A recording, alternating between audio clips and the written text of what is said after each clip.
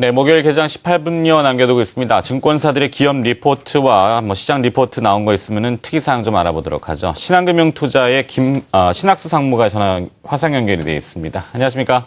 네, 반갑습니다. 네, 내용 좀 정리 좀 부탁드려볼까요?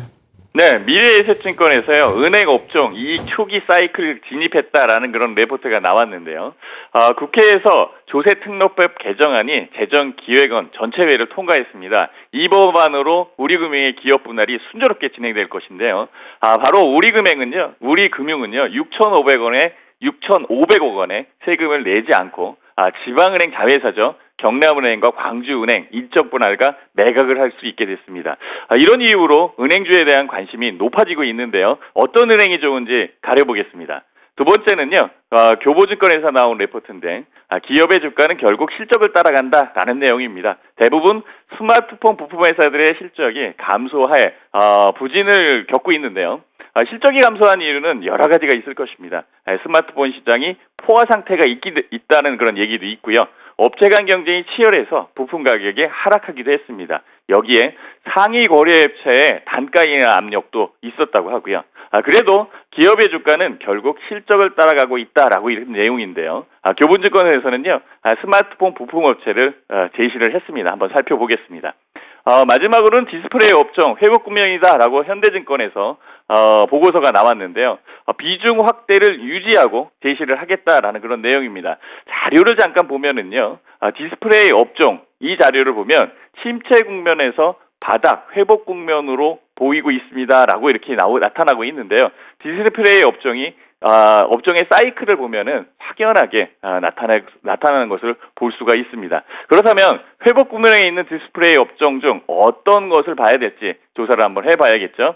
네, 첫 번째, 네, 미래에셋증권입니다. 은행 업종에 관련된 얘기인데 비중 확대를 제시하고 있습니다. 그 중에서도 조세특례법 개정안 이 통과가 우리금융의 그 자회사 경남은행과 광주은행 매각에 그 속도를 붙일 것이다라는 내용인데요. 경남은행은 BS금융이, 광주은행은 JB금융이 우선 협상자로 대상자입니다. 조세특례에 관련된 법에 의해서 우리금융은요 6,500억 원의 세금을 절약하게 되었는데요. 매각이 되면 우리금융지주는 KNB 금융지주하고 KJB 금융지주 이 주식을 나누어 받게 됩니다. 매각 자급이 이루어지는 동안에 거래 정지가 있을 수가 있고요. 시간적으로 여유 있는 투자 같은 경우에는 현재 주가 수준이 매력적인 구간이기 때문에 우리금융에 대해서 매수 의견, 이 의견에 의해서 목표가 16,000원을 제시하는 거 괜찮다라고 생각이 드는데요.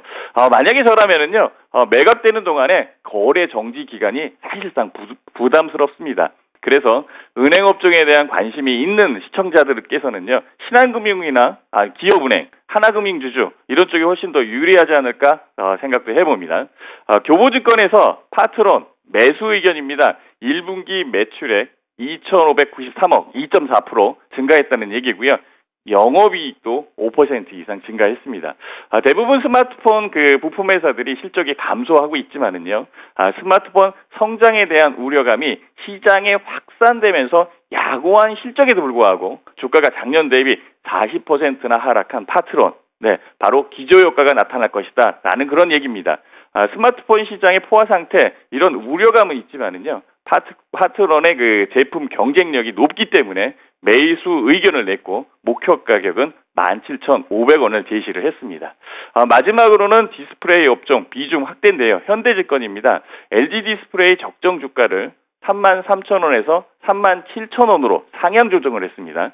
글로벌 TV 교체 주기와 맞물려서 UHD 고화질 TV죠. 신제품 효과가 나타날 것을 보고 있는데요. 여기에 아이폰 6 패널 효과, 이 출하 효과도 있을 것이다라고 긍정적으로 보고 있습니다. 그래서 LG 디스플레이 투자 의견은 매수로 이렇게 나타났는데요. 그런데요, IM투자증권에서도 같은 보고서가 나왔어요. LG 디스플레이에 대해서 비중 축소 전략을 제시하는 상반된 의견이 나와서 소개를 해드리겠습니다.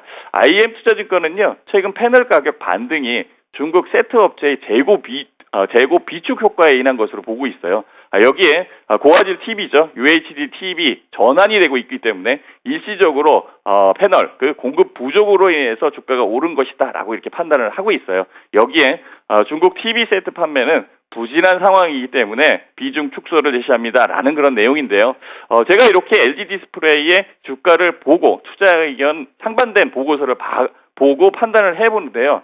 현명한 그 시청자들의 판단이 중요하겠지만 저는 LG증권의 LG 디스플레이 이쪽 매수 의견에 한 표를 더 주겠습니다. 마지막으로 제가 제시하는 관심주 대덕 GDS입니다. 매수고요. PCB 제조업체 전자 부품 회사죠. 어제 하이트 진로에 대해서 자세한 분석하고 관심 종목으로 강하게 어필을 했는데 주가가 좀 많이 올라온 것, 이것은 보고서에 대한 차별적인 그런 성향 때문에 있는 것도 있습니다. 자, 오늘 전자 부품 회사인 대덕 GDS PCB 전문 업체로 전문적으로 제조를 하는 그런 회사고요. 매출처는요. 삼성전자나 LG전자, 휴맥스 같은 굵직한 회사들입니다. 최근 거래처에 플래그십 모델 출시로 FPCB 이쪽의 매출이 급성장을 하고 있습니다. 고화질 TV 역시 고화질 TV의 출하인데요.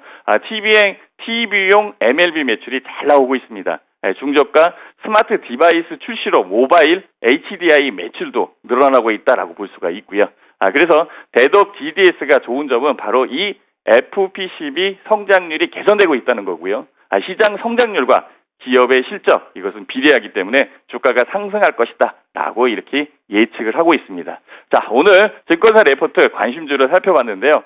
주식시장이 만만치 않습니다. 차분하게 분석하는 마음으로 투자를 했으면 좋겠습니다.